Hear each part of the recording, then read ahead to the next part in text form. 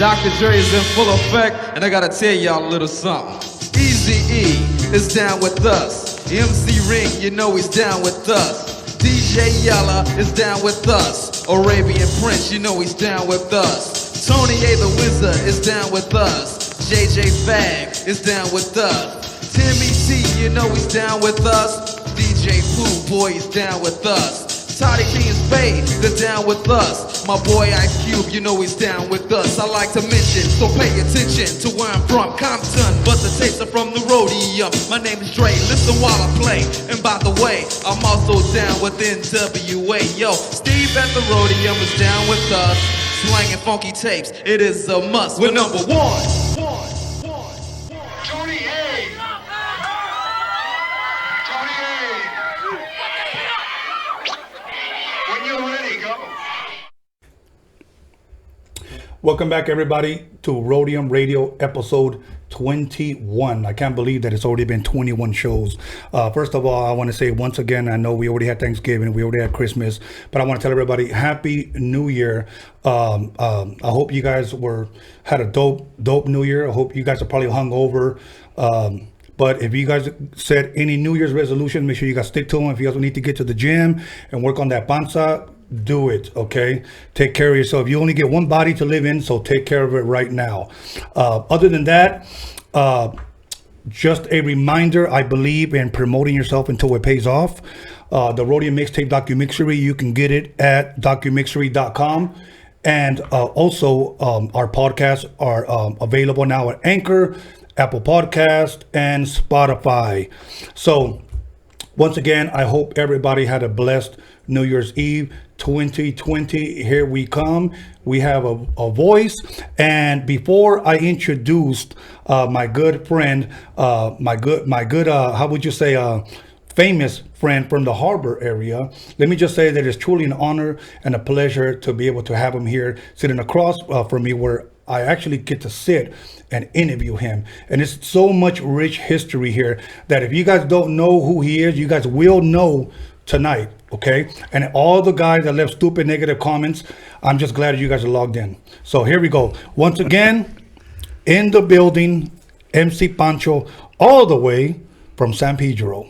How you doing, my brother? It's an honor, Tony. It's an honor to be here. Thank you. Thank you. All good, brother. So once again, how was your Christmas? It was cool. It's just me and the wife, and we had the crew. We had dinner at Pacific Dining Car. We do that every year because it's just the two of us. So I had my crew join me this time, and we ended up eating there from 12 to 4 in the morning. And we just talked in the back room. It was really cool. That's dope. That's dope. New Year's. How did you spend New Year's? New Year's, I spent it at Original Mike's. There was an event there. They had Slave and the Mary Jane Girls, and it was really cool. Yeah. You know, we had dinner, and I didn't get drunk, so I'm starting the New Year off right. Starting the New Year off right. See, today I started mine off right. The first thing I did, I had my breakfast, and I grabbed my gym bag, and I went to go hit arms today because, you know what, I'm 51 years old, and as we get older, we should be getting better. Yes, I'm not far behind you, Tony. You know, I'm 49. I'm going to be 50 real soon. 50. Well, let me know your 50th birthday. I'm there. Okay. All right, brother. So, okay, now, before we get into what are you doing now, the clubs that you promote or restaurants that you promote, before people get to know what you're doing now and what you'll be doing in the future, I usually like to start at the very, very beginning of MC Pancho. For an example, where were you raised, or where were you born at? I was raised in San Pedro, not far from Wilmington, right here, the Harbor area. Yeah. And born and raised there, went to school there, went to, my elementary was Cabrillo Avenue. Junior high was Dana Junior High, and I'm a Pirate, class of 88, San Pedro High School. Pirate? Yeah. That sounds a lot like Pilot. Yeah, that's dope. So now, elementary school, were you ever a smart kid? I was average. I got through. I'm not going to lie. I mean, I did the best I could. I made it through with maybe B's and C's. Right. Yeah. See, I wish I could have got B's and C's because my crap was always D's and C's, and But I did graduate, and that's when back in the day we used to graduate at 6th grade. Oh yeah, me too. Yeah, same here. What about junior high? Were you ever, how would you say, a good student in junior high? I good, yes. I mean, I graduated and I had a C B average. I made it with. My mom would always tell me, as long as you get E's on your progress report and report card, you're trying. You know what I mean? So I didn't get any U's, so I got CEE. I remember I had a DEE. You know, and that was kind of rare. Right. You know, but I still tried. You know, one time I brought, like, I had 7 periods in junior high when I went to Wilmington. And every damn class, I'm not going to lie to you, was FUU, FUU, FUU, FUU, because I never went. I was always ditching, hanging out with my friends, breaking into people's houses, stealing their spare change, making ourselves something to eat, and watching TV. That's what we used to do. And then go back to class, you know. But it was funny because one day my mom, and she never spoke English, you know. So she said, ¿Qué es el F? You know, what is the F? And I said, fantastic. And you got away with that? No, for like 5 minutes. So she called my sister and I go, Ma, es fantástico. That's what I told her. So she said, what's the use? And I was like, I don't know. You know, so believe me, I got my ass whooped a lot. Because, you know what, I never applied myself. So, and I never graduated. I actually flunked the 8th grade and he still, you know, told me, okay, get out of here, go to Banning now. So, Pedro High, did you play any sports? No, I didn't do any sports. Believe it or not, Tony, I took up foods class because, you know, I wanted to be, there was all chicks in that class and, of course, and stuff like that. And I was the only dude in there. And the funny part was I actually liked it. You know what I mean? So I'd come home and I'd do extra, you know, homework projects and make omelets for my mother. And then she would have to write a little note saying, yeah, he did it. You know, he pulled it off and stuff. So I got a kick out of that, out of the cooking thing. That's good, man. You know, it's funny. When I went to Banning, of course, I was just there for the girls, but I was, here's what I was hooked on. DJing and video games. So I was always DJing. My friend was like, hey, I got like $1.50. Let's go to Neptune Liquor. They got Donkey Kong. Oh, I know Neptune, yeah. Yeah, so we would go play Donkey Kong or Asteroids or whatever. Were you a video game guy? Berserk and Space Invader, yeah. Really? Yeah. And actually, I'm in Grand Theft Auto San Andreas for PS2. Okay. I'm one of the voices on that, yeah. We're going to get into that. Okay, all right. Don't let too much out of the bag.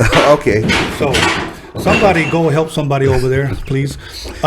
Anyways, so it's the new year.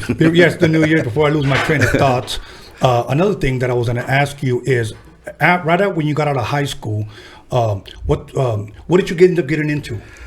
Right out of high school, Tony, what saved my life was my father was a longshoreman. And at the age of 8, when I was 8 years old, he passed away of ALS, which is Lou Gehrig's disease.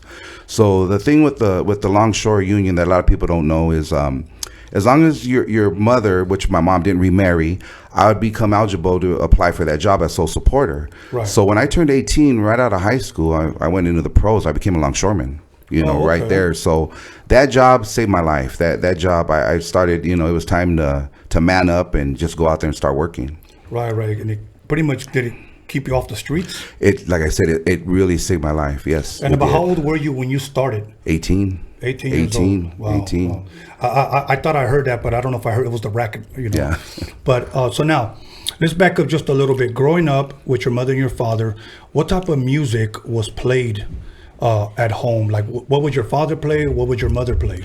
My mother introduced me to Big J McNeely, Jimmy Reed, Joe Houston, and she's bought me my very, very first cassette, East Side Stories.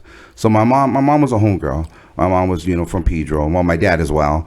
And that's what she introduced me to. A lot of oldies, and I would hear War, Santana, El Chicano, Malo. All that was in the house. Okay. Now people are probably wondering, and we're going to get into it a little bit later on, why the mixer is here. Okay, so old school new mixer. Now, about what point in your life would you say you were introduced to DJing? Like, who did you see? Who did you hear? What was it that, if you will, that encouraged you to move into that direction? Well, my mother, really, because I mean the music that she introduced me to. My father as well. To answer your question, my dad was more Elvis and Roy Orbison. But I used to make tapes for all the older dudes in the hood. So I would just do them off of the 45s that I had, and you know, do them off of regular Sears cassette deck with the turntable. Right. And my mom knew that I had music in me. The first thing they had ever bought me was a Mickey Mouse. It was a suitcase, and it was a portable turntable. So I had that at the age of, God, I want to say 5 years old. And I still have it. It's in storage, just put away. I was trying to get it out to bring it with the mixer. And the arm was the needle, you know, the Mickey Mouse's hand. Was and that's what I played my records on. And so I was always into music as a kid. Instead of asking my mom for toys, I would tell her, you know, if I'm good, can you get me a record? So I'd be a good kid, and I'm a five-year-old kid and asking for records. So she'd take me to a spot in San Pedro called Jesse's Records, and that's where I got my first record. Any brothers, sisters? I had a brother that was 16 years older than me, and he passed away of an overdose of heroin. So I inherited a lot of his records as well, you know, because he was a blues like Jimmy. I got all Jimmy Reed's from my brother. Okay, I'm sorry to hear that. Like me, I've had like 5 older brothers, actually 4 older, 1 younger, and 4 sisters, and it was hard for me to get along with all of them. So believe me, you know, when you come from a big Mexican family, the dope thing about it is that your Thanksgivings, your Christmas, and your New Year's are dope.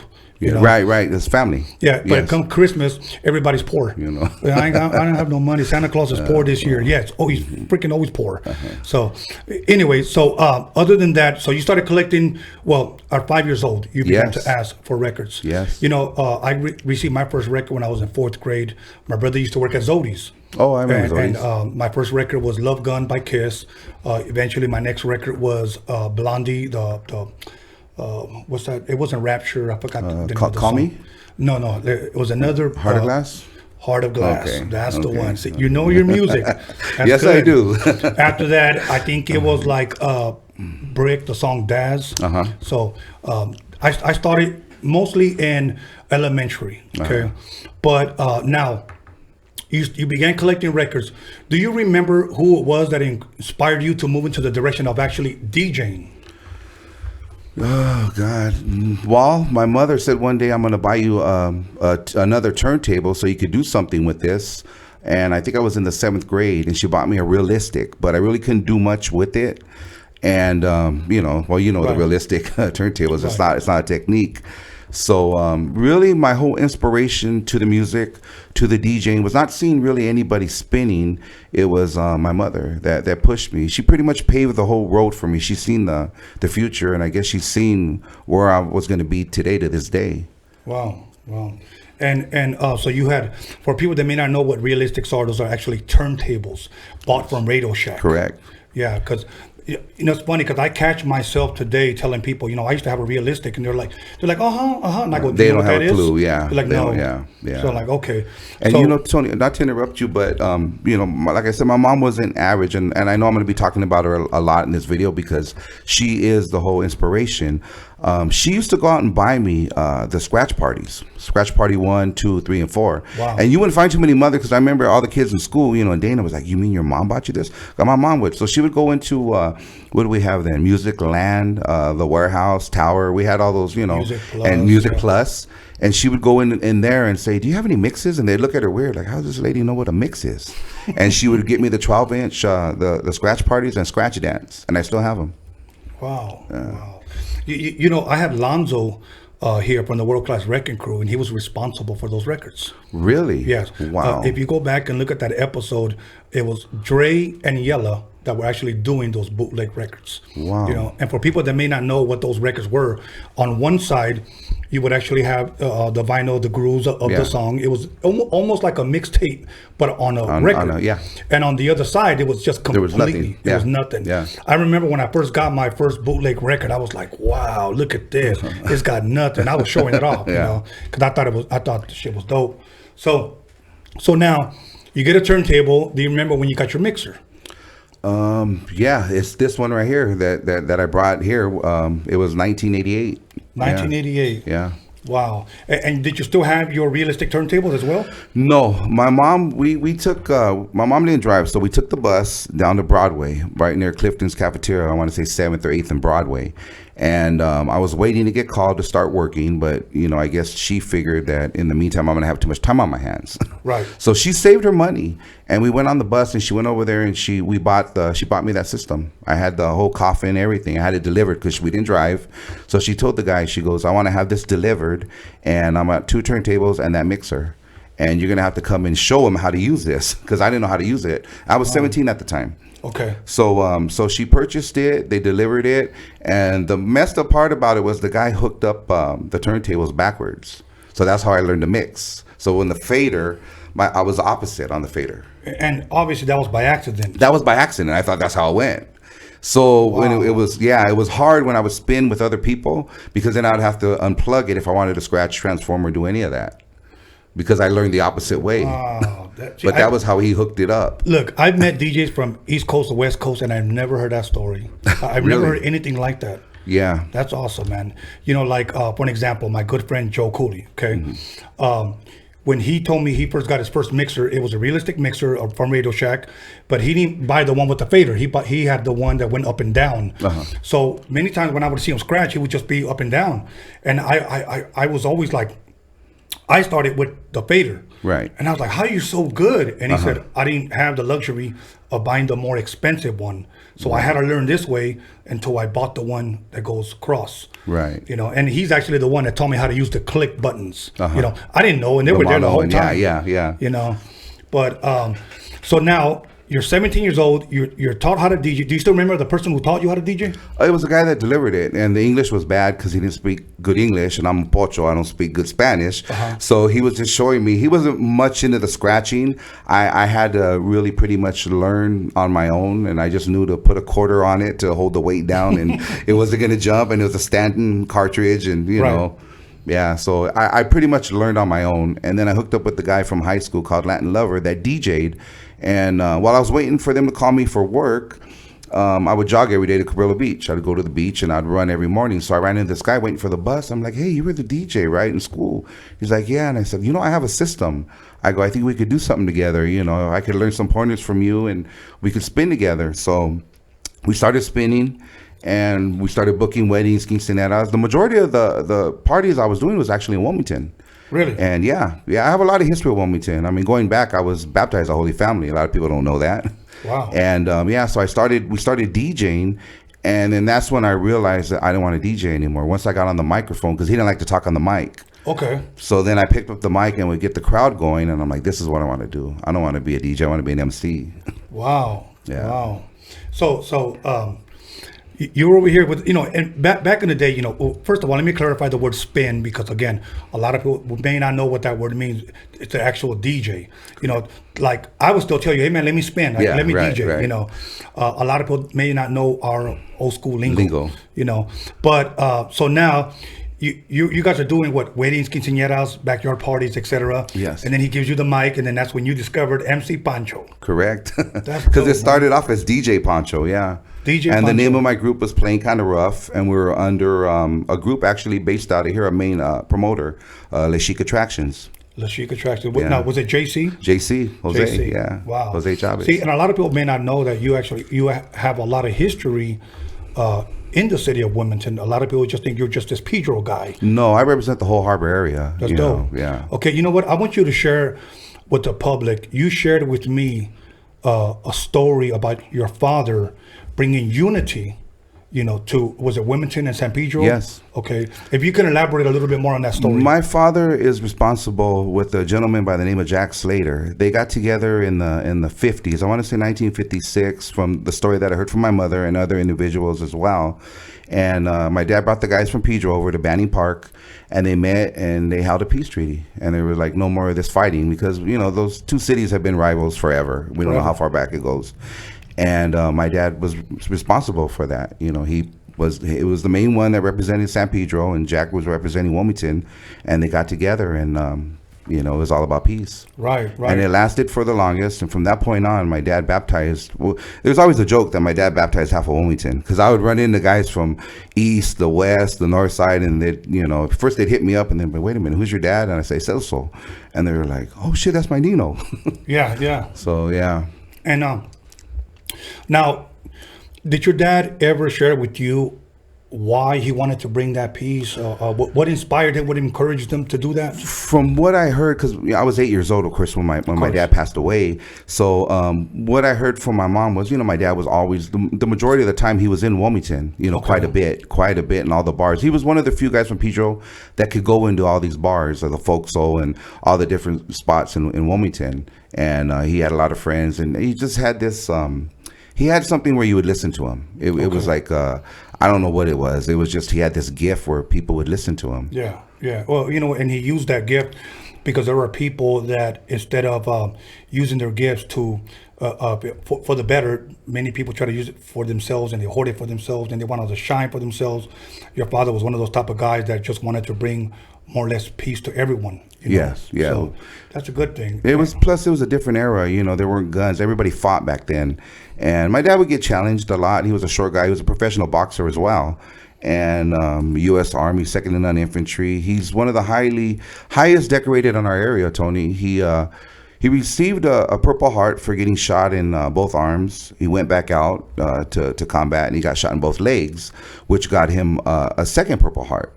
And during that, he single-handedly disarmed a Korean gunner, and saved his infantry, which or his unit rather, which got him the Silver Star, and that's very high to achieve in military. Wow, that's awesome. Because I remember you shared that story with me over the phone, and then you text me the picture. If I'm correct, one of them was your father. They were in Mexico. Yeah, that was him and Jack. Okay, that was Wow, that's a historic picture. Very. And how long do you think that piece lasted? It didn't last too long. It went maybe about 5 or 6 years, and then of course the new generation came in. So I think it went up to maybe like the 60s, the mid 60s, and then of course it was a different generation, different time, and they weren't listening. The reason why I bring that up is because in the 80s that was more like my time. I love the 80s. Whether it be 80s music, 80s style of clothing, whether it's 80s cologne like Polo cologne. Remember that? Oh one? yeah. I still have my old ass Polo cologne. It's still like halfway full. Polo, gray flannel, Dracar. Yeah. So what happened was, and actually the clothing, the movies, everything about the 80s is dope. But one thing we will say that the 80s, when crack came in, bro, it spread like wildfire. Gang violence was at an all-time high. And let me say something to the public, that there's a possibility that in the 80s, we probably would not have had this conversation simply because you lived in Pedro and I lived in Wilmington. And if you really think about it, we're all older now. And how silly or how stupid that was, that there are still kids today taking each other's life because you don't live too far away from it. And not to mention that most of us married into each other's families. We're all related somehow, or so-and-so's married to someone, or it's it's senseless. It's funny because I'm going to say something and a bunch of Wilmington guys are probably going to get upset, but it's the truth. So if you get upset at me, I'm going to ask you, what did I say that wasn't true? It's funny how growing up, a lot of guys dissed San Pedro, and then they want to get out of the bad element of Wilmington, and guess where they go move? The San Pedro? San Pedro, Or their second home would be Lakewood. Lakewood, yeah. They'll go say, well, I live in Lakewood, and they all live by the mall. I live by the mall, man. You too? Yeah, I live by the mall. So all of them do, People still ask me, how do you still live in Wilmington? So all you guys moved out. I'm still in Pedro. I'm still on the block. I'm on 3rd Street. And I mean, like, people can't say Pancho forgot where he came from. I'm still there. I'm still on that block. You know what? And I'm still here. I never felt a reason to leave. Right. I love it here. I take walks around. Put it this way, you can catch me walking by myself. In the streets of Wilmington, usually early in the morning when I go get a breakfast. I just like walking. I really enjoy it. It's funny because I'll get some of the homies that will pull over. Hey man, are you okay? Like, well, yeah, why? I see you walking. Yeah, I know, but I'm just walking, bro. You needed a couple of dollars? They assume the worst. They always assume the worst. But and I always take my grandbabies Banning Park. Okay. I always walk them there. They go see the squirrels and I almost said the pelicans. What do you call them? The ones that hang out at the bars. No. The ones that spread their damn tails. Peacocks. The peacocks out here. Okay. Yeah, and they love them. So now you pick up the mic And what were some of your first words, man? Somebody say ho. Nah, I was check it out. This is MC Pancho, the #1 Sancho, coming at you live from the Harbor area. Say that one more time, bro. Yo, check this out. This is MC Pancho, the #1 Sancho, coming at you live from the Harbor area. Check it out. That's dope, man. That So was then the other dude would just start spinning. Yeah. Well, I did mixtapes. So I did these mixtapes called the Harbor Area Sounds, and those were 1988 mixtapes. They had covers for them. I did over 30 of them, and the whole purpose of that cassette was okay. By now I'm working. You know, I'm already longshoring. I didn't have a car, so a friend of mine who lived on right around here, M Street in Watson. He took me home one day with him for lunch. You know, we were riding together. I was introduced to him by his brother, who was a friend of my dad. So really, he took me under his wing and looked out for him. His name was Richard Sumaran. And he had a daughter named Hope Sumaran that was handicapped. So I'm 18 years old. I met her, and she just won my heart. So I said, what could I do? I got to do something for this girl. So I created the Harbor Area Sounds mixtapes. So those tapes were dedicated to her. Volume 1 was dedicated to her. I was a duffel bag boy. I sold my cassettes out of a duffel bag at the Longshoreman Hall every Friday, payday. And the money I made was put into a trust fund for her. So she was a big inspiration to keep going, because I didn't plan on making any more cassettes. It was just that one. Right. And then other people were like, when are you going to come out with #2, #3? And I did 30 of them. So by popular demand, you just kept coming with them. They kept coming. I would sell them, like I said, every Friday at the Longshoreman Hall. I would take that day off and I'd sell them. And then it was time to try to get them into a swap meet. Mm-hmm. And I went to swap meets everywhere, and they wanted them for $1. Now, these are 90-minute cassettes on a TDK or Maxwell cassette. Right. And they had covers. They had righteous covers on them. It just wasn't like it was some cheap shit. Yeah, no, there was, so... I went everywhere. I couldn't find anybody. And there was a gentleman, Jerry's Music Box. He was at the Try It Indoor across from Scottsdale in the city of Carson. And he seen them. And we'd always talk music, because I'd buy, vinyl from him back then. And he was like, these are yours? And I said, yeah, I have. At that time, I had 3 volumes. And I think I had 100 cassettes on me. He's like, I'll take them all. So he bought them all. I remember we got home. I was with my mother. And we got home, and I had all these calls on the answering machine. And then he's like, hey, man, can you give me another 100 more? And I'm like, I was doing these on a regular tape-to-tape dual cassette. Right. Not even high speed, Tony, just a regular one. Yeah, you had to listen to the whole shit. Yes. Yeah. And it took me forever to do those, not to mention the electricity and everything. So I didn't make no money off those cassettes. But then my mom seen something, and she's like, oh, no, you need an investor. I'm going to invest in you. We're going to go to Circuit City, and we're going to get you 2 of those high-speed dual cassettes, and you're going to make some product. So that's what I started doing. And he would get them from me and sell them, and I was selling to him for $5. I go in there, they were going for $15.95 plus tax, and he was making some money off of them. But it got me out there, because we didn't have social media. Right. You would just hear of me through those cassettes. Wow, that's dope. And how long did that relationship continue to go on with this individual as far as him selling them? Oh God, up to maybe about 3 years until CDs came in. Okay. And then once CDs came in, I didn't know how to make that transformation. I was like, what the hell is a CD? Like I don't know how to do that, and I hung it up. Okay. And during this time, even though you're working, were you still doing mobile DJing at all? Yeah, because the gentleman Richard, who was from Wilmington, is from Wilmington, lived on the east side, he would get me a lot of gigs. So he was like, hey man, do you want to do a quinceanera? Do you want to do a wedding? Do you want to?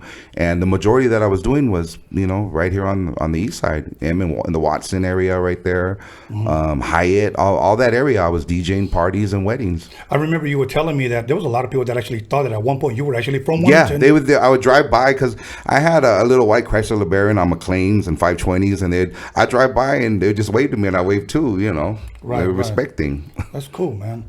That's cool. So now, one thing that a lot of people today, because today's a DJ is a laptop. Right. That's what it is. Okay. And because today they have Christmas lights on mixers, what I'm saying? So, and people just start button bashing in their laptop. And they act like they're doing something. Yeah. Pretty much. So back then, I mean, to be a mobile DJ, number one, you had to have, if you wanted to be a good DJ, you had to have Servant Vegas. Yes. Big speakers. Yes. Okay. You had to have your coffin. Yes. Okay. 2 turntables, and usually Technique 1200s. Right. Okay. Your mixer. Mm-hmm. Okay, that's not including the records. Right. Okay, that's not including the plugs. Right. Okay, then you got to set everything up. Right. Okay, And hopefully you have a good night, and hopefully those people don't try to say, I'm short, I can only pay you this, because you know we've all gotten, you know. I DJ'd some embarrassing parties, man, where like, you know, the groom got so damn drunk he started flirting with the, you know, I've seen that. Yes, I got I remember one time I did a quinceañera for these Greek. They were Greek. They had a quinceañera, okay, and then the mother wanted to raise money, so she said, let's just do a dollar dance. You don't do a dollar dance to raise money to so wow. But listen, I want to hold that thought. We're gonna come back after break. We're gonna take a 10-minute break, and then we're gonna pick up on the mixer. Okay. A little bit about the mixtapes. Okay, and there's some other interesting questions that I need to ask you pertaining to DJing. Okay. All right, cool. So once again, you're listening to Roadium Radio episode 21 with Tony A from the city of Wilmington, MC Pancho from the city of San Pedro. The harbor areas in the house. Call somebody, text somebody, slap somebody, page somebody, and let them know that we are live here on Roadium Radio, and we're back in about 10 minutes. So take us away, Johnny boy. Breakbeat Lou, take one. Well, my name is Luis Flores, aka Breakbeat Lou. I'm the co-creator of the infamous Ultimate Breaks and Beats compilation, which was a tool that's used in the 80s and 90s as a tool for DJs, and then a tool for producers, from everybody from Marley Marl, Premier, DJ Quick, Dr. Dre, Dilla, Kanye. Everybody that you could think of that did hip hop in the 90s and has that boom bap sound most definitely got the kicks and snares from our compilation. And the best way that I can describe hip hop is the essence of the greediness of the hood. And I say we were instrumental for keeping hip hop, because without our compilation, most of the canon breakbeats and the breakbeats that became so infamous with records when I've been able to be obtained unless we released the records we released. So, God bless Breakbeat Lenny that's no longer with us, and my man Kev Harris for doing the covers. But, UBB is most definitely the Bible for 90s hip hop, for sure. Yo, check this out. This is the SP1200. The very first drum machine that I ever used. And I want to talk a little bit about sampling. I took Impeach the President from the Ultimate Breaks and Beats. I'm going to play it for you so you can check it out. Now, I like to tell these young cats, when you sample something, don't just loop it, but actually make it your own. Flip it or remix it, if you will. Make sure that though it sounds the same, it's different. For an example, I took it and I flipped it.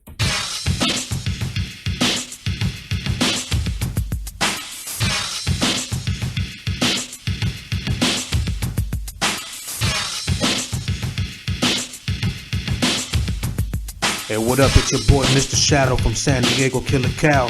Chilling out with my homeboy Tony A the Wizard on Roadium Radio. You already know.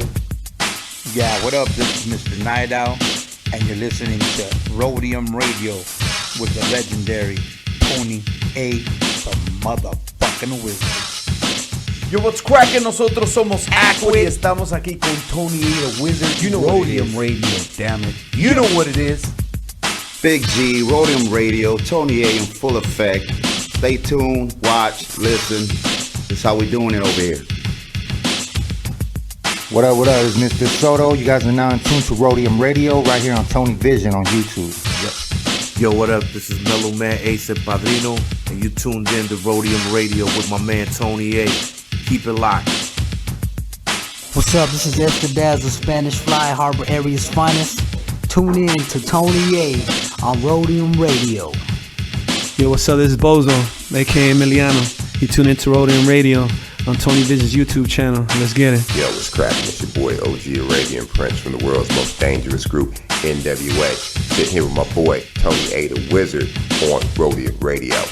Yo, what up? I'm out here. This Big Daddy Swoles. I'm chilling with my man Tony A the Wizard out here on Roadium Radio. The podcast is off the hook. Check us out. What up, this is DJ Trick, Spanish Fly, and you're watching Tony A on the Roadium Radio Show.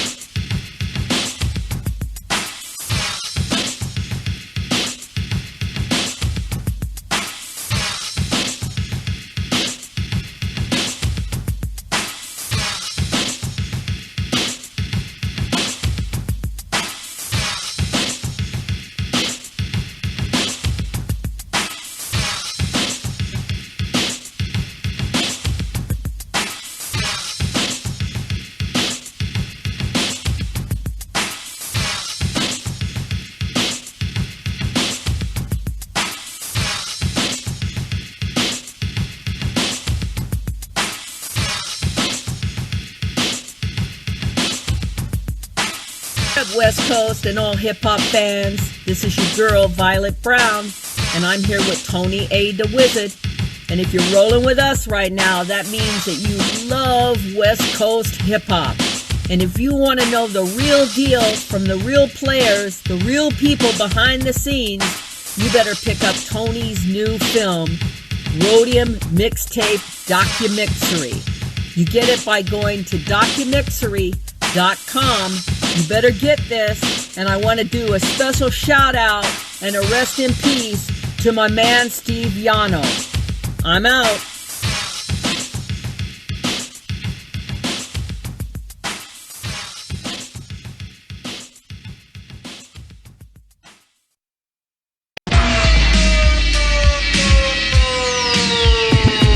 Ice Cube getting dumb at the Roadium with the funky drum, and you know my man Steve can get some. With a fool like Tony A when he plays stupid dope shit by WA. You wanna spray? Dumb motherfuckers, no doubt. And sucker DJ, get the fuck out. Tony A. What did you say your name? What did you say? Tony A. I have won 1 million battles. Lights, cameras, action, sound. Give me that mic, I'm about to go down. Thinking of a master plan.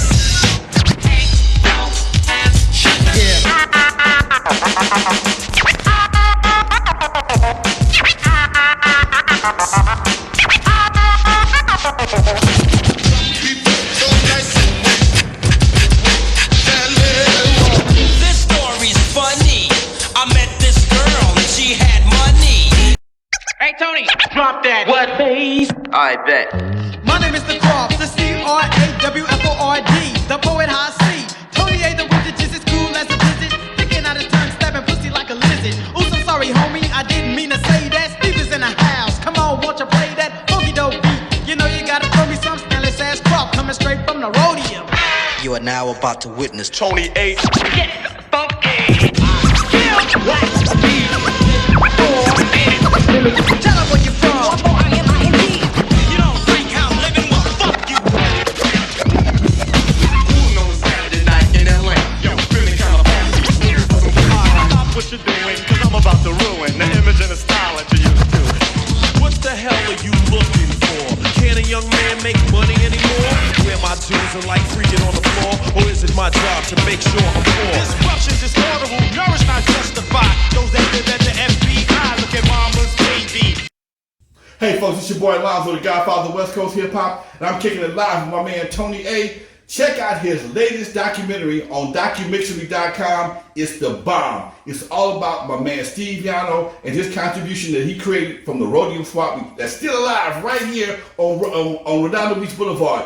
Check it out, y'all. DOCUMIXERY.com. My man Tony A. Much love, y'all. Much love, Steve. Peace. Yo, welcome back everybody to Roadium Radio episode 21 with Tony A, MC Pancho. Before we get back to my interview, a couple of things I want to announce. Once again, you can actually hear this after on Spotify, on Anchor and Apple Podcast, as well as YouTube. Once again, I'm pushing the Roadium Mixtape DOCUMIXERY. You don't want to miss it, okay? Like I said, I put it up against any West Coast documentary out there. It's just different. It's an untold story, and I have many legends in there that confirm that everything that I'm saying is true. That Steve YANO was a cornerstone to West Coast hip hop. So, other than that, I wanted to make an announcement that for 2020, I'm gonna have more female singers and more female rappers on Roadium Radio. A lot of people have been DMing me, inboxing me, and leaving me comments when you're gonna have more females. Well, I will. I've already booked many of them actually. I'm booked up until March. I'm gonna have many surprise guests. There'll be times where I'll just post up surprise guest Sunday without putting their picture up for you guys to log in and see who that is. Also, people leave me comments on YouTube, and I'm gonna make this announcement. I'm not going to be responding to any more of those comments because it's overwhelming. When there's over 400 comments, I can't reply to everyone. Sometimes many people send me their music through a DM on Instagram or on Facebook, and I tell you, do not DM me or inbox me any music. Send it to roadiumradio@gmail.com. Okay, if you have an artist that you want to suggest, I'm not going to be reading my YouTube comments. I'm going to say that again. I'm not going to be reading my YouTube comments. Go ahead and leave all the comments you want. But if you have a suggestion on an artist, or you want to submit music, or you want to leave a comment, email it at roadiumradio@gmail.com. Even if you just want to leave a comment that you can't stand my ass, roadiumradio@gmail.com. We'll make sure to get back to you in a timely manner.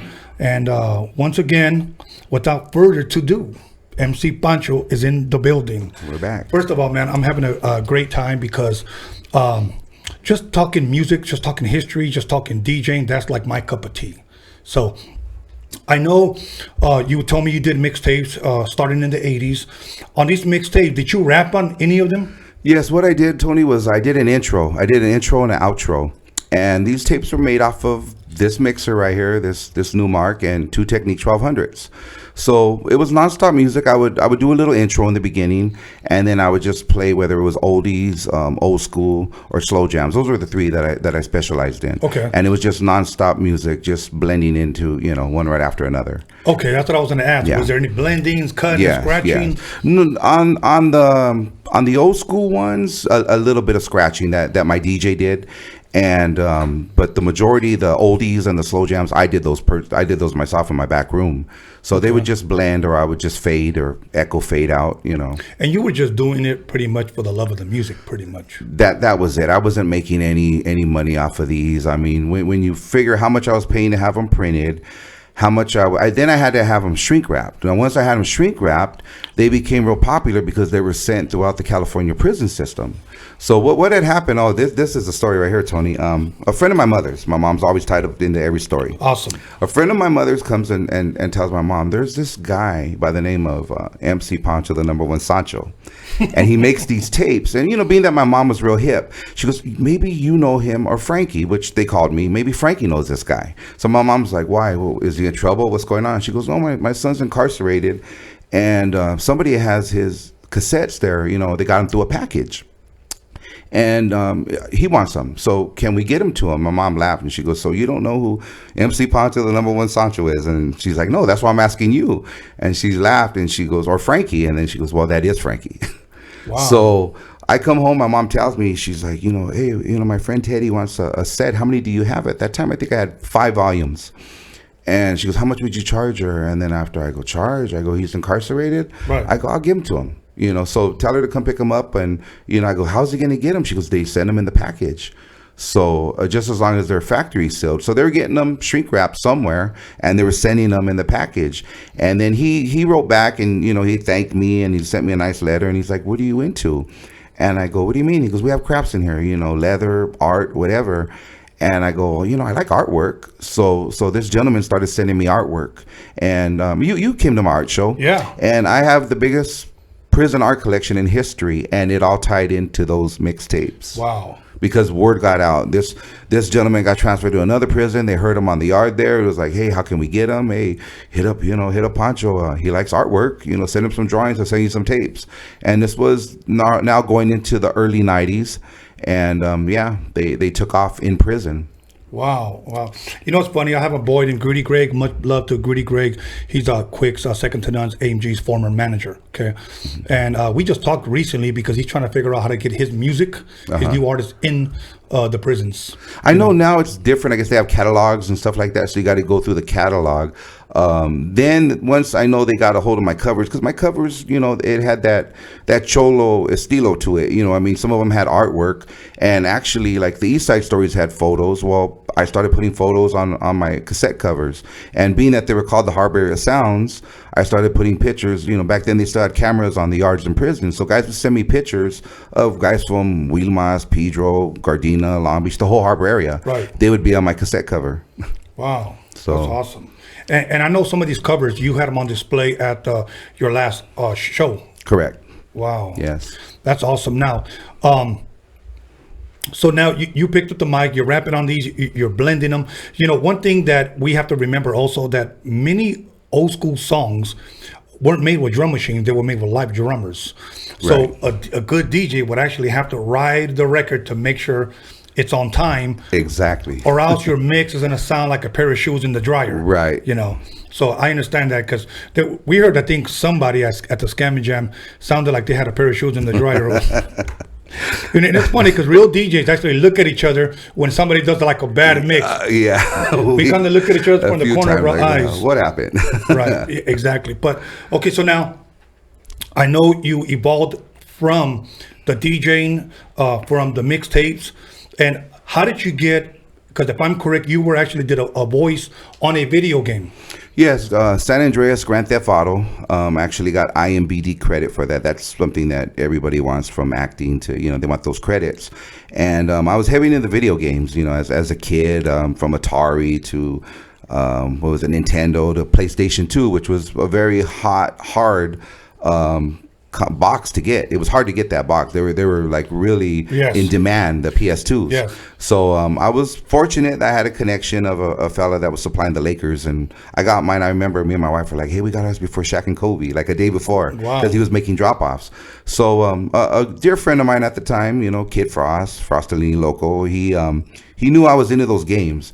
So he was like, he goes, hey, Pancho, man, I know you're into these games, and I'm doing a voiceover for this game, San Andreas Grand Theft Auto by Rockstar. They need some voices. Would you be interested? So I'm like, yeah. So I went into the studio and I did the drop. And once they seen that I could read, they gave me another. I did one of the voices of one of the characters in there, the leader of the Azteca gang, and then I did the car hop.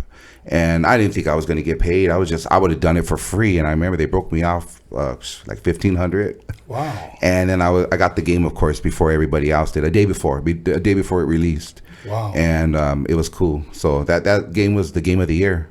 Wow. You had big names in there. It's funny because I remember when PS2 first came out, my brother had one, and really by that time I only wanted to play one game, which was John Madden. I love playing football, and that was the only game I played. What games, for an example, did you play on PlayStation 2? We did the Madden. I would talk my wife into playing, but I'd always cheat and do the onside kicks, offside, whatever, and all that. So she would get mad, and yeah. So Madden, of course, was one. Okay, who's your football team? Tony, I don't have a team. That's the thing that people trip on. I have more Raider gear than anything for the colors, because we wore those colors back in the days for other reasons. Right. I liked the Cowboys at one time because of Tom Landry, because I'm a dresser. I like to dress. And Tom Landry was the sharpest dresser on the sidelines, if anybody knows who that is. And that's why I thought, so okay, well, I was a Cowboy fan at one time. Roger Staubach, Too Tall Jones, Tony Dorsett. I followed. And I'm going to give you my cards since I know you're a Cowboy fan. Really? Yeah, I'll give you my cards. Wow. Let's do it online so everybody can see. Okay, we will. I'm calling you on that. All right. I'll be back for that. Dope. So you did that video game. What came after that for Pancho? Not much. Believe it or not, that video game I want to say was in the early 2000s. Okay. So 2006, I lost my mother. And I went into some heavy mourning from that point on, from 2006 to 2008. 2008 comes. MC Pancho was a has-been. Actually, MC Pancho was a has-been from the cassettes because I never transformed into a CD. You know what I mean? So that name still traveled, but of course we didn't have social media. I wasn't heard of. I was, how can you say it? I never completed what I started. I never completed what I started. So 2006, like I said, I lost my mom. For 2 years, I went into mourning. I ran into a gentleman named Seven from Halified Records, and he had just came back from Japan, and it was at the Majestic's New Year's party. So my wife, Chamarita, had got me out of the house to attend this event, which I really didn't want to go to. And he was telling me he came back from Japan, and he was rapping out there, and that there was this promoter that was sending for people. And so that day I remember, and how weird, it was New Year's Day. It was New Year's Day of 2000. Wow. It just clicked right now. That was New Year's Day, Tony. Wow. So we start talking, me and my wife, and she was my girlfriend at the time. And she's like, you don't want to make a comeback and do your mixtapes? It'll be your 10-year anniversary. This is 2018. 2008, sorry. And from 1988. And then after I looked at it, I go, I've never been in the studio. I've only been in the studio once with Thump Rap Radio with Bill Walker, and Frost got me into that. And that was once. And I go, I've never been in the studio, like to do what? And she goes, your mixtapes. And I go, those are played out 1988 songs that only went so far, you know, on cassette. And she's like, well, just to say you did it. Well, what it was she was pushing me to do that to keep me busy. Yes. You know, yes. So I really didn't want to do it. And I go, who am I going to get at? And she's like, get at 7. So I go, he's doing stuff. He just got back from Japan. He's doing big things. He ain't got time for me. So she goes, it ain't going to hurt to try. I'll fund it. She goes, I'll pay for it. What's it going to cost to do a CD? I go, I have no idea. I've never done a CD. So like I said, this is 2008. I call 7, hoping that he's going to tell me no, that, you know, he's too busy or he's got a full plate. He tells me I can get you in the studio tomorrow. Are you up for it? I'm like, oh man, really? I was hoping he'd say no. Right. So I said, all right, I'll be there. So I go there. What the hell am I gonna do? Like, what songs am I gonna do? I've been out of it for so long. So I went in there and I started doing some songs I did when I was 18. Now I'm in the studio. Now I don't have to start all over. He could punch me in. He could stop where I messed up, and right. you know. And I had never had access to that because all my cassettes were done, like I said, on that mixer in my back room off of 2 turntables. So we ended up doing this song, and he's telling me that there's a gentleman sending a crew down here to do a documentary on the culture, which they were titling Chicano culture, and we could get into that, and you could ask me questions on that because Chicano isn't really a culture, you know, it's a Mexican American, and I go day and night, I mean, all along arguing what a Chicano is or what Chicano rap is, you know, and so he goes, they're going to come down, they're going to interview people on Chicano culture. Would you be interested? So it's weird how it came to. Like, I don't even have a complete CD. What are they going to ask me? He goes, it ain't going to hurt. Just have them come, you know. Yeah. Are you interested? So I said, yeah, I'll do it. He goes, it'll promote what you're working on. Yes. So they came down and they interviewed me and they were happy. And they went to different areas, to Torrance, Pedro, Compton, San Diego. They traveled. They took the information back, the video footage and everything back to the main man that was funding this project. And he had seen my interview, and he's like, I like this guy. And he showed it to a DJ out in Japan, a DJ that, you know, spins out in Japan, who happened to buy my cassettes in 1988 at the Tri-8 Indoor. So he's like, this is MC Pancho that did the Harbor Sounds of Mixtapes. And then he's like, we thought he was either dead or in prison. He's like, no, he's doing his first CD at the age of 38 in 2008. Wow. And it's like, okay, we got to get him out here. So now I'm working with 7, you know, we're in the studio, and he's telling me, hey, would you ever, you know, go to Japan? I'm like, to do what? You know, what the hell am I going to do out there? And he's like, you know, no, just to come out, like, you know. And I go, yeah. He goes, get your passport ready, get your passport. So we're in the studio. We're ready to do, you know, this drop. And I have my compadre in there with me. And this gentleman in Japan had sent for a lot of people. You know, he has been sent for Shadow, 7, quite a few individuals he was sending for. Wow. And he wrote a book, because there's a whole story behind this man, and we could go on, and that'd be another episode. But he did some heavy time in the federal prison system. Wow. And he was Japanese, you know, didn't know any English, but he kicked it with the raza. So he wrote a book. So I'm in the studio ready to do this one song that he did from 1988 when I was 18. Right. I got my compadre in the studio, and he interrupts this whole session with 7. And he's like, hey, comp, you got to see this book. You got to see this book. And I'm like, you know, I'm doing something right now. I'm trying to, you know, do this drop. And he's like, no, you got to see this. You got to see this. So I go, okay, I'll get with you in a minute. So, okay, 7, let's get back to it. So we get back to it. He interrupts again. He's like, no, you really got to see this book. He did it 3 times, Tony, and it was embarrassing. It was embarrassing. Shout out to my compadre, Sniper, who did that. It was very embarrassing. And I go, what is so important that I got to see who's in this book? And then after he goes, you. And I'm like, what do you mean me? And there was a picture of me and Chamarita in this man's book that he had wrote, all in Japanese, from Japan, from his life story of traveling and doing time in throughout the systems in the U.S. So I'm like, how did I get in this book? Because it was in the crease of a page that 7 even bypassed it. And you can't write this. It sounds like a written script, right? But it's not. So I'm like, how did I get in this man's book? So 7 was shocked, and he's like, well, he's going to be calling, and he wants to talk to you. So we waited for the call. It didn't come for like another 2 days. And I talked to him, and, you know, he spoke good English because, of course, he was out here and he learned English. And I go, you know, I got one question. I go, there's a book, you know, I'm in your book. You know, you want to send for me because you've seen the interview that I did, and, you know, because I'm making a comeback. And how did I get in your book? He goes, you're in my book? I said, yeah, I turned to that page and I showed him. He goes, that's you?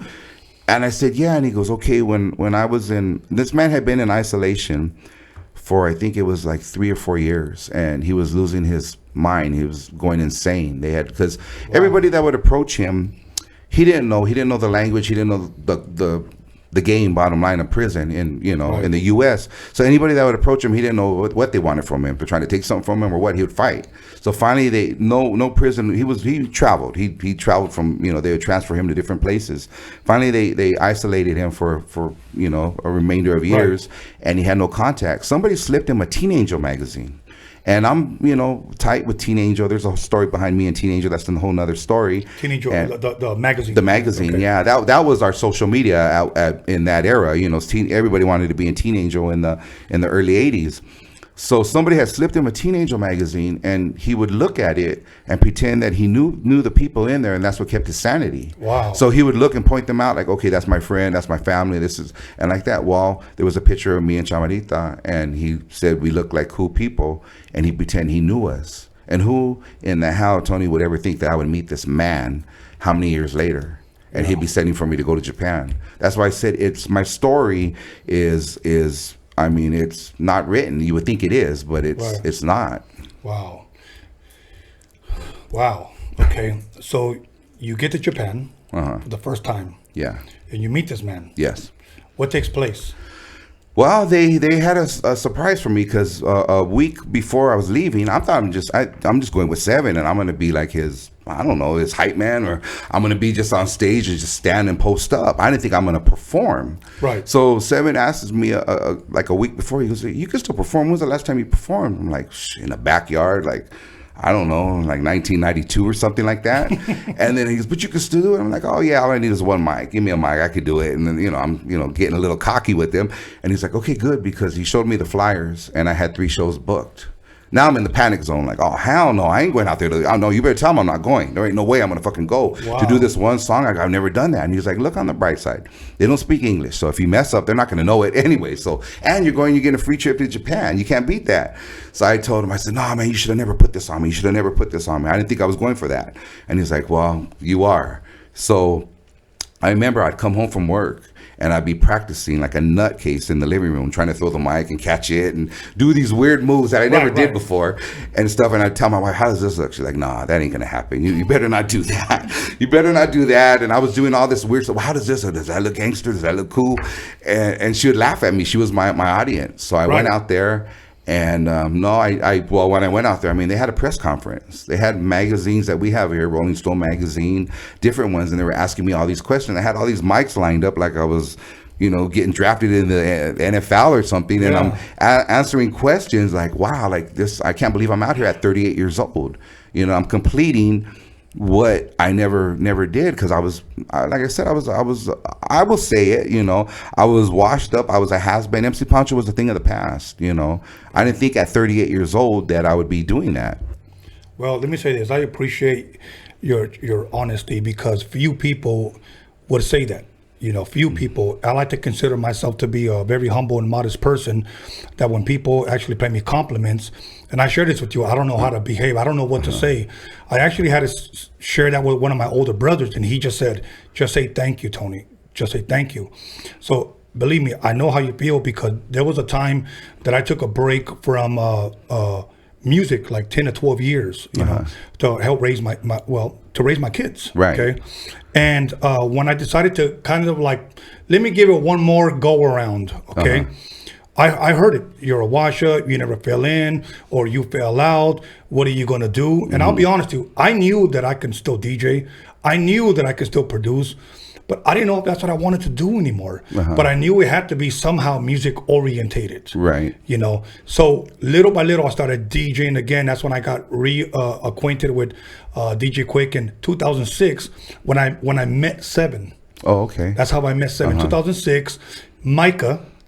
Rest in peace. Yeah, he's a good friend of mine as well. Contacted me through MySpace. You know, that's when MySpace was like the hottest thing. Yeah. You know, and he contacted me and he says, "Hey man, I'm a big fan." I didn't know who in the hell this guy was, and we were communicating through MySpace. You know, and then he tells me, "I want you to do a mixtape for my boy Seven." And I said, "Who's your boy Seven?" I had never heard of him. Right. I had seen Seven on his website, and I thought he looked like some, you know, chubby gangster dude. You know what I'm saying? I'm like, oh, this fool from Torrance, he ain't gonna like me. I'm from Wilmington, you know. But we actually came here, and I actually did his mixtapes with all of his songs in this very same studio. You know, I was in here by myself, and I did it, handed it to him. They loved it. I introduced Seven to my son. My son even liked him.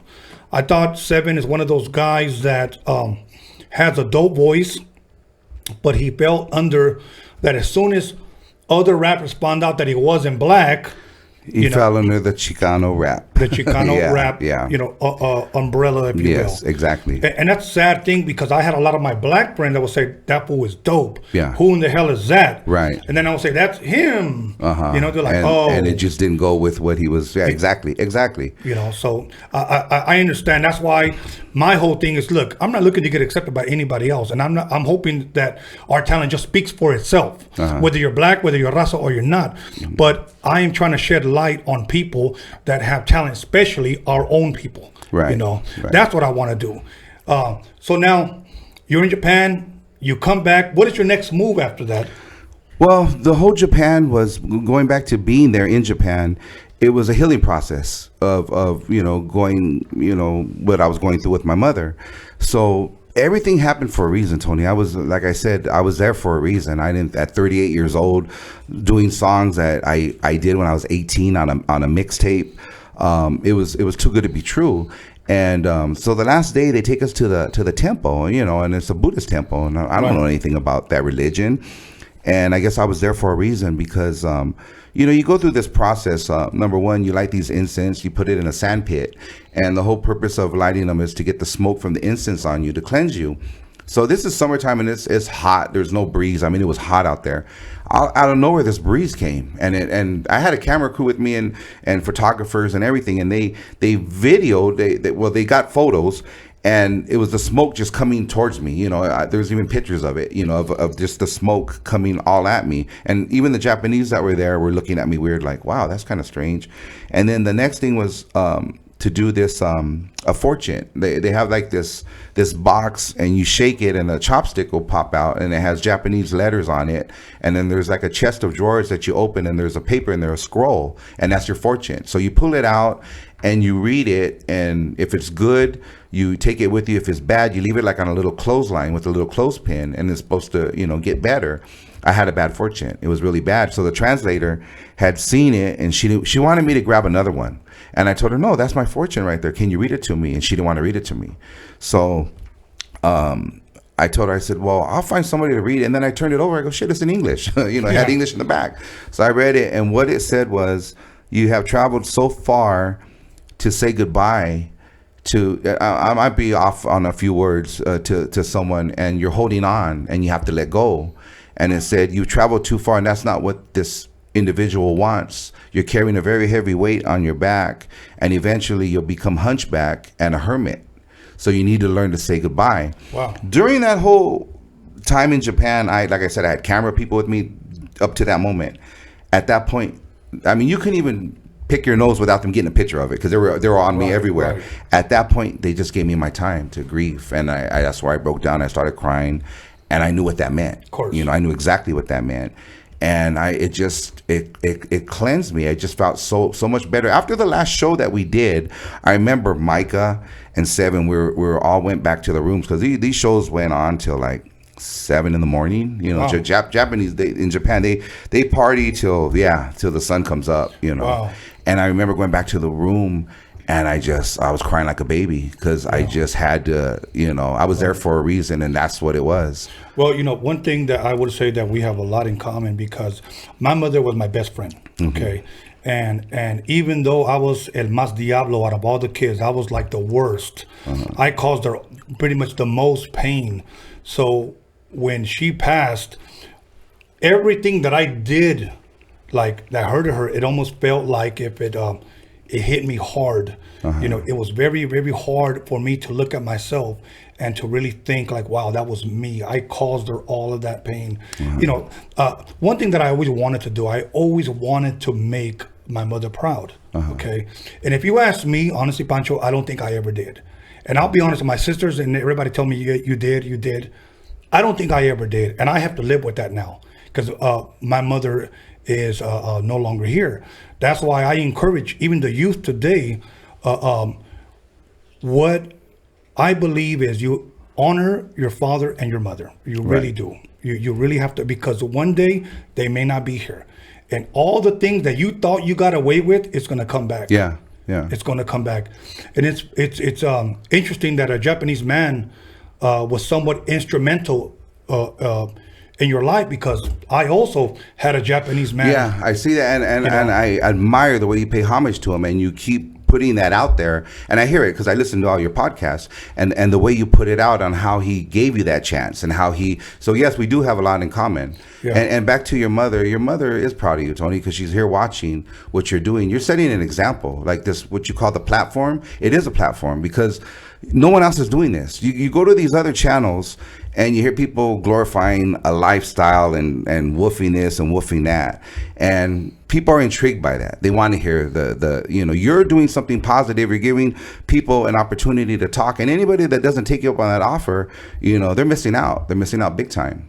You're playing a very, very big role, and I know you're not into compliments and all that, but you are playing a very big role. And they never leave us, spiritually. So you are making people proud, including your mother. Thank you. Believe me, I greatly appreciate your words.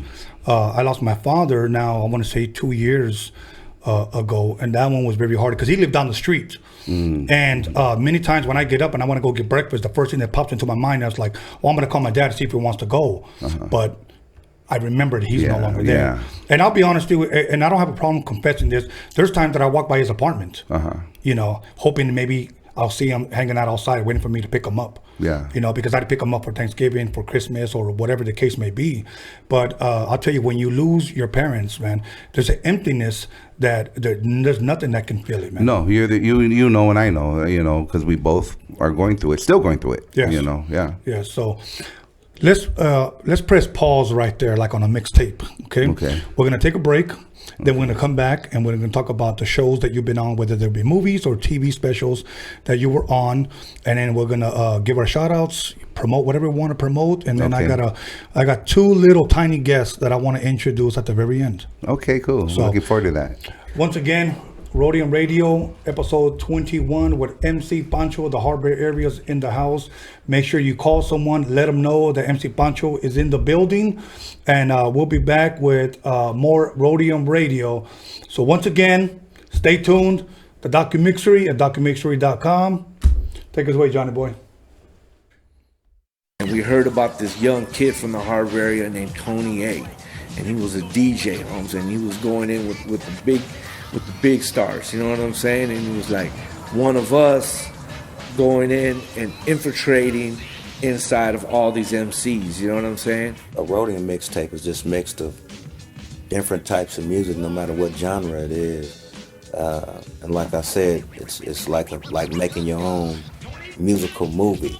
When La Raza came out, man, even the amount of sales of the single of La Raza that got moved out of the Roadium was crazy, bro. And that song just got played and was played in all the stands over there. And I was blessed to go back one time even to see it, and I want to say in 91 or 92. Although they were not black, they were Oriental, Asian, whatever you want to call them, they were cool. And they embraced everybody, blacks, Latinos, whoever came to the swap meet to want to buy music, they were record people.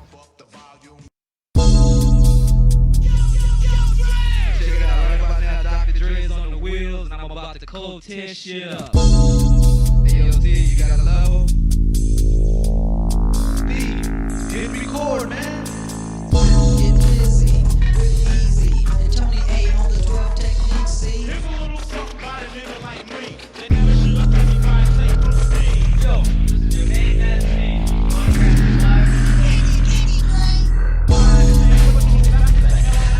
You don't like Tony A.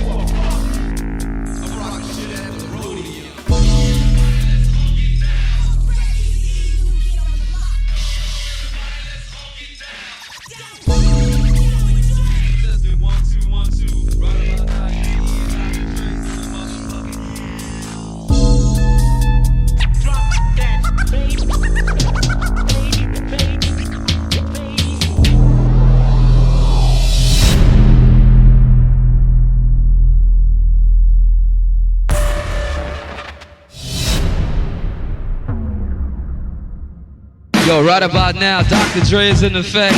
Cold tan shit up with my man Steve at the Roadium swap meet. And we here to lay it on the line. To all them sucker niggas out there claiming our tapes and shit, we just got one thing to say. Never catch you on your ass is mine. Never catch you on your ass is mine. Never catch you on your ass is mine. Yeah! Now my name is Dr. Dre. Got the baby. Now my name is Dr. Dre. Now my name is Dr. Dre. Now my name is Dr. Dre. Went to a party in West LA. Wanna learn a new dance, that's what you say. Well, here's a new dance that can't be matched. So just dance to the flow and do the cat. Here it come, here it come, here it kitty come, come. Here it come, here it come, here it kitty come, come.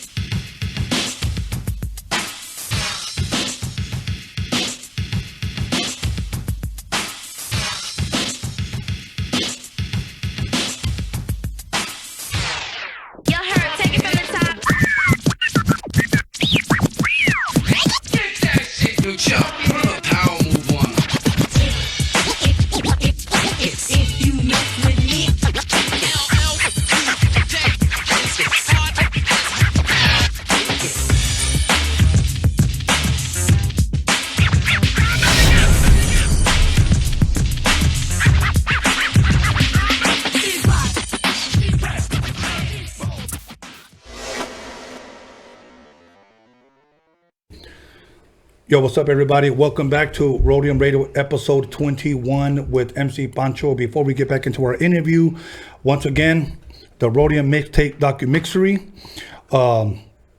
You can actually download the mixtapes there. You can buy my apparel there. But today I'm actually wearing the shirt that MC Pancho blessed me with. That's Pocho wear right there. Thank you for wearing that, Tony. Yes, Thank you. Pocho wear. Much love and respect to them.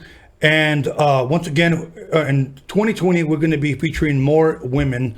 I've already booked quite a few women already because people have always been telling me, why don't you get more women? Why don't you get more women? You know, I'll be honest with you, if they would just pick up their phone, then maybe I can, you know.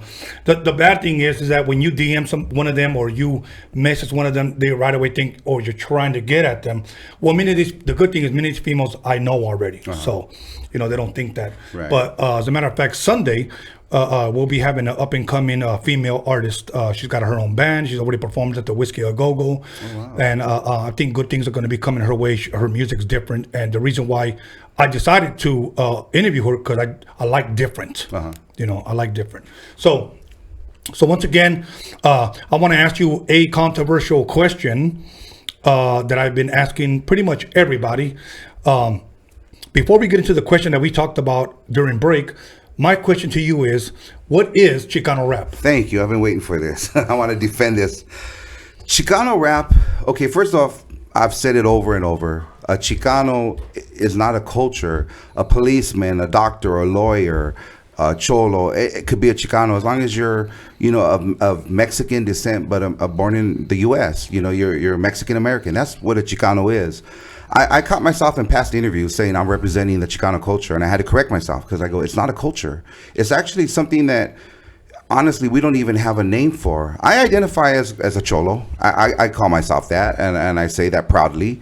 But like I said, the next person who might be, you know, a police officer, he might not want to be categorized with me and be like, no, I'm a Chicano and he's a Chicano, but I'm nothing like him, you know, or vice versa. So the rap that I did, I labeled it at one time barrio rap because I rapped about what I seen in the neighborhood. Okay. I rapped about it was simple, plain. 1988 was when I was doing that, and you know, whether I said ese cholo vato and you know I did all that, it was cholo rap. Years later on, I always said the headquarter of Chicano rap was La Mirada Santa Fe Springs Swap Meet because I would see the signs, we carry Chicano rap, and I always supported it because I said, hey, that's what I did on the cassettes, you know. Yeah. So I would support it. Now I looked at it like my era, me. I'll speak for myself. I'm not gonna speak for anybody else because I did that back then. And those that don't know me because I didn't have social media back then or any of that, I could honestly say I poisoned that because I fucked it up for the talented ones like your Seven that we talked about, Misfit Soto, the most talented rappers in this game. I'm not up to par with any of these dudes that are doing it. You know, I could say I was way before their time, but not up to par. They get thrown in, oh, you're a Chicano rapper. And I understand why they don't want that title. You know what I mean? I address it. You know, my whole you know, campaign was Chicano rap made me do it. I have it on shirts. I have it on my license plate. I have it on you know, quite a few different things, on hats.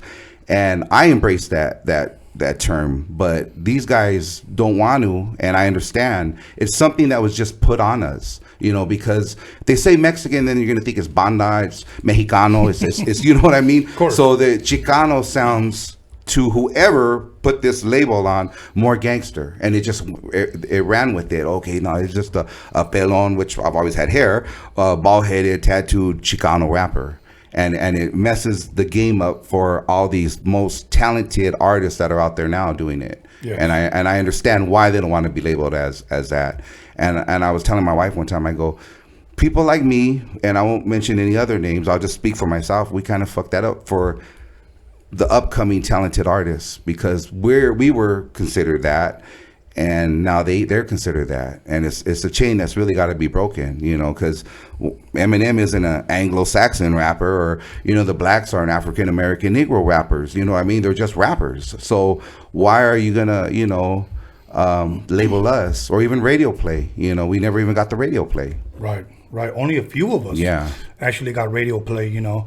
And I always mention this part that when like even when Proper Dose came out, okay, there was Frost, and I'm just talking about radio play. There was Frost, there was Lighter Shade of Brown, if you will. Who was the other? Maybe AOT had Tequila, that song Tequila. Yeah, me and AOT were label mates. I know AOT were about, And then we had Proper Dose that they were able to get some radio play. And then the sad thing is, even High C, being a black guy, got labeled. He was in that category. Yes, he was in that category. But during that time, what I liked about that time, that we were just considered artists. Right. You know, now the sad thing is that it's all, you know, like I said, if you had a son that just wanted to rap, oh, he's Chicano rapper. Right. Automatically. Right. So I guess, you know, my next question is, do you think that's a good thing to be labeled? For people like me, yes. Okay. For people with talent, and I'll say it, for people with talent that are out there that want to be really taken seriously, because I'm fortunate that I'm here doing this interview, you know, with you and telling my story. It only went so far for me, you know, through that, you know, and I'm happy. I mean, it got me to Japan, it got me into television, it got me into many. It opened the doors to many other things, rapping about what I seen in the neighborhood. You know, that's what that Chicano rap falls on. Not to a very talented person that's, you know, making their own music, producing and rapping and singing. So no, I don't think it's good for them. I mean, it needs to be broken. That chain needs to be broken. I'll embrace it. Chicano rap made me do it all day. I'll say it, you know, but for other people that are upcoming in the game, no, you know, they're artists. They're artists, period. Right. That's the way I like to see them, and I like to identify them as artists. Yeah. Now, I know we kind of didn't touch on this earlier, but I want to touch on it now since you brought up rapping in the neighborhood. Growing up, who was either the first rapper you heard, you saw, or that possibly inspired you to rap? Well, Ice-T inspired me. A lot of people would tell me, "Oh, you're the Chicano Ice-T." You know, the same style that we had. I've even my flow is a lot like his. It's real simple. You know, it's a real simple flow. Yeah. And I played Ice-T's music before. Once I played it for my wife, and she's like, "When did you do that?" That's not me. That was Ice-T. You know, so the similarities. Right. But the very, very first that turned me on, and maybe you could help me with this, Tony. Yes, and I'm going to go way back. It was the Buffalo rap. Now, if you remember Buffalo Gals, there was a cassette that was circulating, I want to say 1982, 83, and there was a guy by the name of Casper that was on the it. Mixmaster. Thank you, Tony. See, me and Tony clicked because we're viejos. We've been around. Exactly. We've been around. And the first time I ended up with that cassette because it circulated. And I ended up with that cassette, and I was like, who in the hell is that? It was something he made, I guess, out of his room or whatever, like what I did with the tapes. But that shit was on hit. You know, let me tell you something about that guy. I don't know who that dude is, but if anybody knows who Casper the Mixmaster was, his tapes were circulating here in the Harbor area. Yes. Maybe farther. I don't know.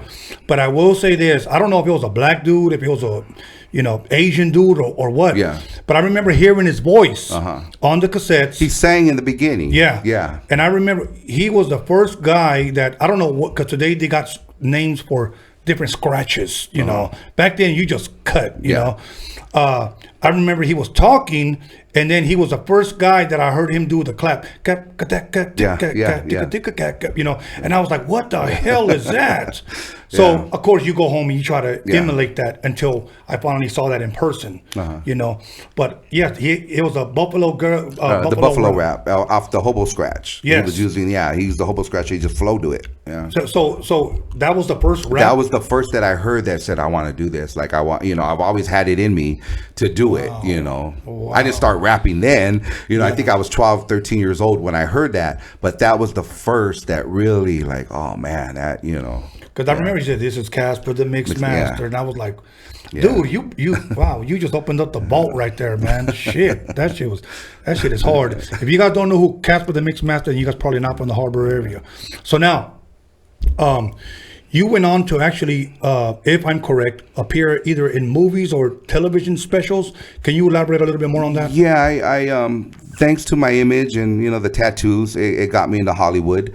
So people would look for me, and I never had an agent, and they would just find me and be like, hey, would you be interested in doing, a pilot, or would you, or a trailer, or what have you? So you start from the bottom, you work as an extra. I was a Mayan on Sons of Anarchy season 4. I did Dexter, CSI. Dexter is where I got all my vouchers to go union.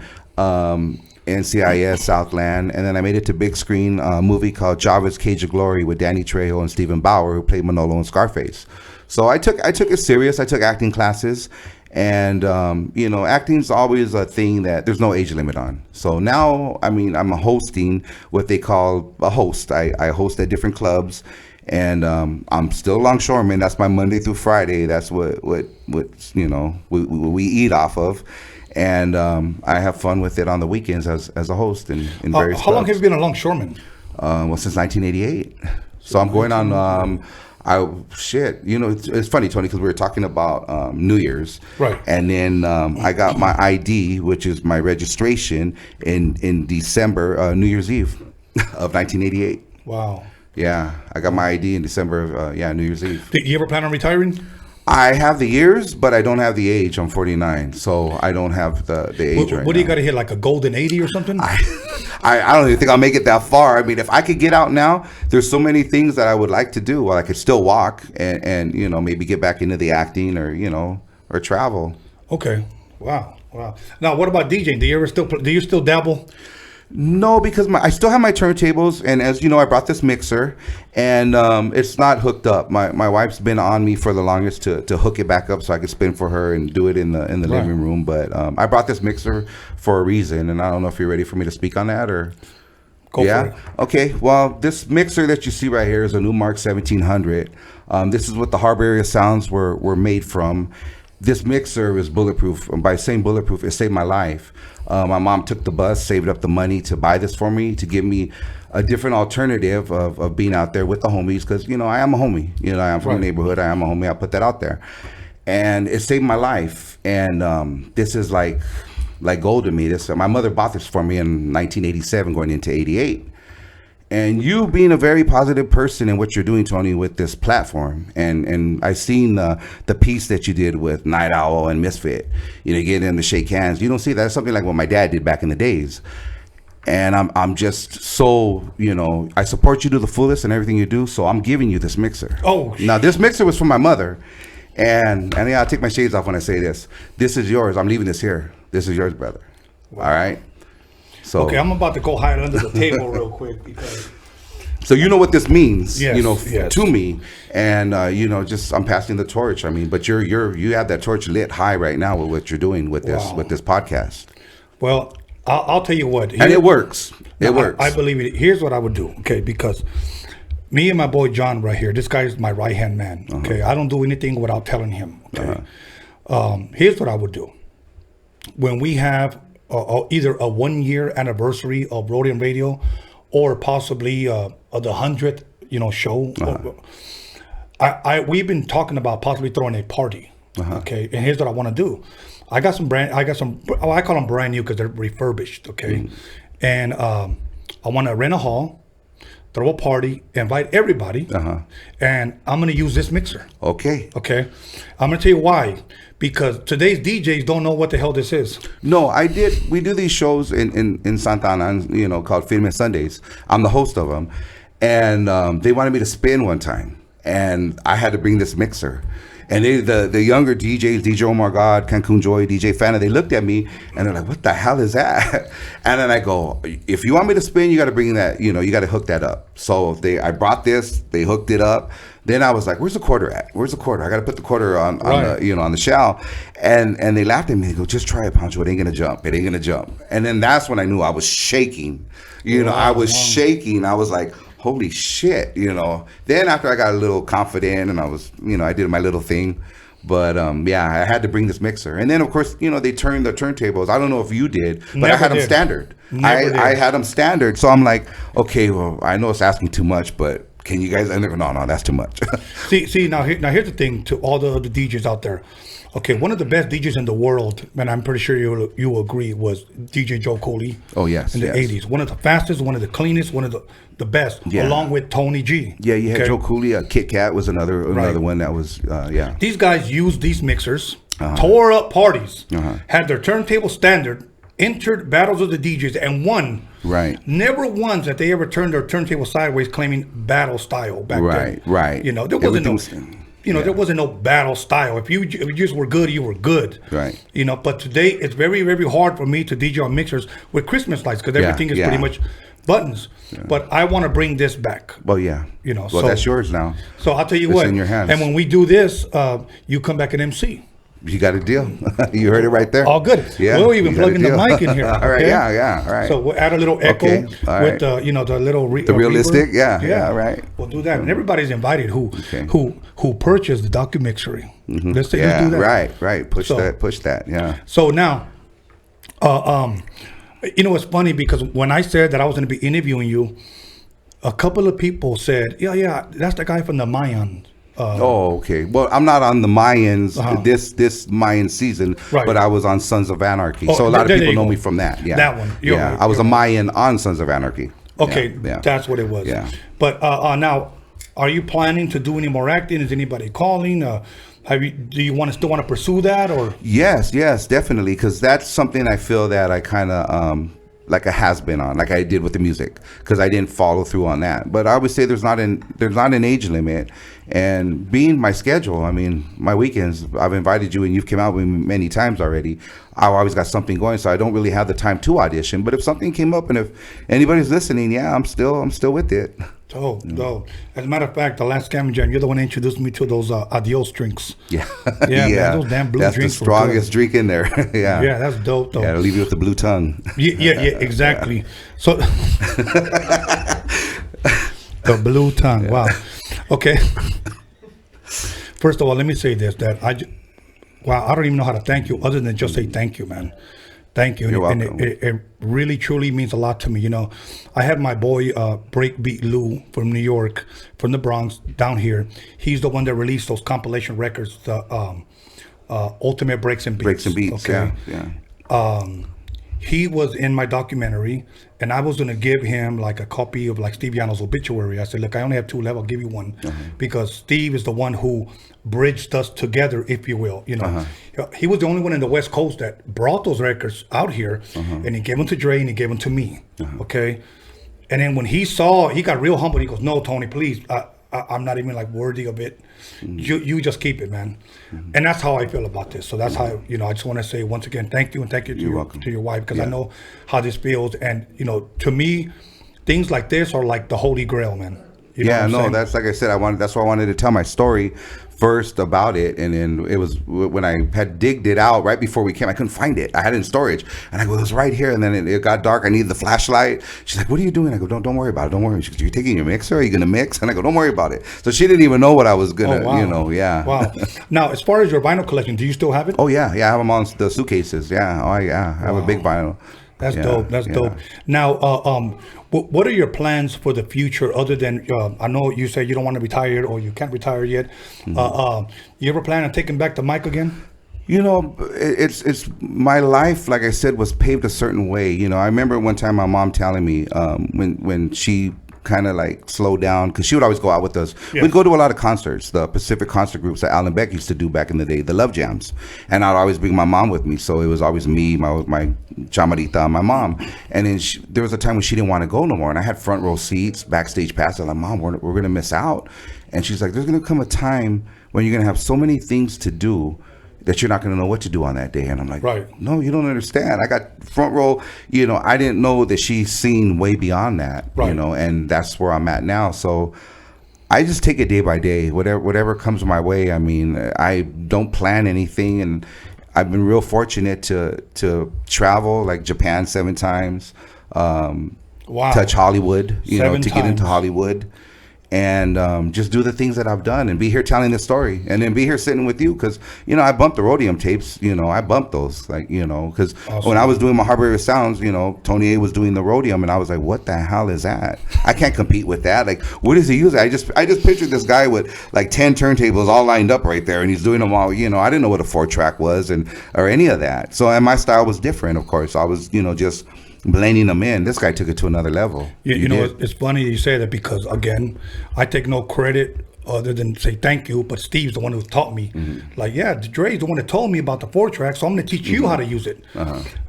I clearly told him I don't have 4 turntables. Now, in the DOCUMIXERY that we did, I actually had my son play me, and we shot it looking old. People actually thought it was me, you know, but we actually put. Oh, and it was your son playing you. Yes. Oh, okay, I get it. Yeah. And we had 4 turntables going, and I'm narrating it, pretty much saying, for some reason, everybody thought I had 4 turntables. That's what we visioned. We seen that. So I had him, you know, do this and do this, and I said, but you know, I didn't want to tell anybody my secret. When people say you're using 4 turntables, I would lie and say, yeah, because I didn't want nobody, because we were ahead of the game at that time, you know. So now. There was one other question I wanted to ask you. Much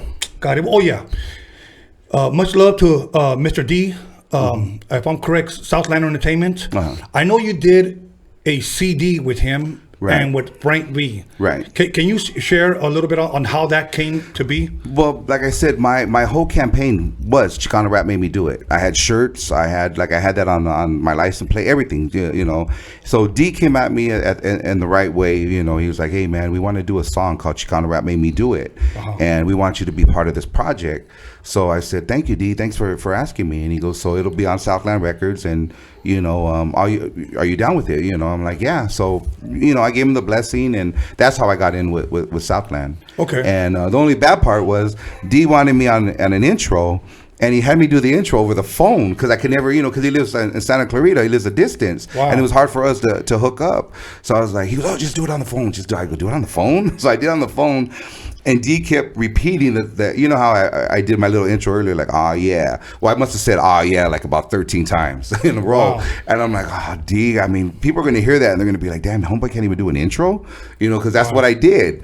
And then he goes, oh, no, it sounds good. I'll just add some music to it. So that's how that project came about. And, when did that project come out? Oh, gosh, I want to say 2011, I think, or 12. Okay. Yeah. 2012. And did you ever do anything else? No. No. That was pretty much it. I was briefly with Southland for a minute. You know, shout out to them. And then I was with Halified, and now I'm just, you know, taking it day by day. Are you going to be doing anything with 7 pertaining to music? No, I'm pretty much done with. Well, I say I'm done. I've retired. I don't know how many times I changed my name out from MC Pancho to Cadillac P to my Aztec name Guatemala. They go, all you do is you retire and you change. You come back with a different name. Okay. You know. How did Cadillac P come about? 2009, 2008 was my year, of course. Remember, I told you the comeback, and I just had to do something different. And I went, and I've always rode Cadillacs, so I seen that XLR. That's the Cadillac of Cadillacs, and I seen it on this in the display room. And I had told it was actually a 9, and then they had the 8. So I told the guy, well, you don't understand. 2008's my year. Can you take everything off the 9 and put it on the 8 to upgrade the 8? I go, I have to have the 2008. And the guy kept telling me, he goes, it's going to be cheaper if you just get the 9. So I debated. I didn't need a car at the time, Tony. I swear I didn't. But I went and bought that shit. I got to have this. Give me the 9. So when I rode that XLR, that's the Cadillac of Cadillacs. You know what I mean? The 2-seater, you know, the Corvette engine. I'm like, nah, man, my name's Cadillac P now. They're going to bury me with that car, you know. Okay, first of all, I want to apologize for my grandbabies crying in the background because that's okay. You know, so please forgive me on that. It's a special day. But once again, you know what? I'm going to give you an opportunity. I don't know if there's anything else you want to touch on. If not, you can give your shout outs, man. Go ahead and take your time because I'm going to get something ready. Is that fine? Yeah, sure. Take your time. You speak right into that camera right there. I just want to give a shout out to everybody that supported me. You know, big shout out to Chamarita, my wife, who's really supported me throughout the years. And all the restaurants that feed us. Shout out to Scam and Jam, Original Mics, and some harbor area people that mean a lot to me. Raul Molina, Gabriel Huerta, and Stony Galaz, much love. And Irene and the Senoras, much love. And thank you all for the support. You know, I love you. All right. Just everybody that supports us. Okay, Johnny Boy, put me back on this camera right here. I'm going to go ahead and introduce to you guys my two bundles of joy. These are my grandbabies. This is Anthony, he's the oldest, and this is Vincent. And they were actually born in West Palm Beach, Florida. They lived in New Jersey. Now they're living back in Panama City, Florida. So once again, Anthony, Vincent, my grandbabies are Mexican, Italian, and Irish. So I want them to say hello to their grandma in Boston. That's where she's at. So they're making their YouTube Roadium Radio debut here. So let me tell you something. Having grandbabies is an amazing, amazing feeling. So I just wanted to bless you guys with opportunity to meet them before they fly back tomorrow to Florida. That is beautiful, and I'm glad to be part of this. This is epic right here, Tony. Thank you. You know, this is very different. This little guy, I'm trying to get him into the screen right here. But anyways, okay, you guys. Once again, MC Pancho was here. I'd like to thank him very much for coming. I'd like to give credits where credit is due. I'm not going to say the way I usually say it, but I'd like to thank my boy John Elkins. I'm not going to say because my grandbabies are here. DJ Media Clips. I'd like to thank once again MC Pancho, his wife Chamorita for coming. I'd like to thank everybody for tuning in. Once again, we have a female artist coming in on Sunday. You guys have been requesting female artists. I hope you guys support and tune in. Once again, we are on Anchor, Spotify, and Apple Podcast. So you can check us out there. Once again, the Roadium Mixtape DOCUMIXERY. Please support the cause. Once again, Steve YANO, may you rest in peace. Other than that, let me see, do I have anything else? Anything else you want to say, brother? No, just thank you again, Tony, for having me here. Thank you. Well, once again, thank you, and thank you for the mixer. This is actually my Christmas gift, brother. Yeah, Merry the Christmas, gift brother. of all gifts. Right on, So, brother. and everybody one day will eventually be blessed by this. So when I hook it back up and we throw this party, all right. It'll be awesome. All It'll right. be awesome. So once again, thank you everybody for tuning in. Roadium Radio, episode 21. We'll be back Sunday. Anthony, Vincent, say hello and bye. So take us away, Johnny Boy.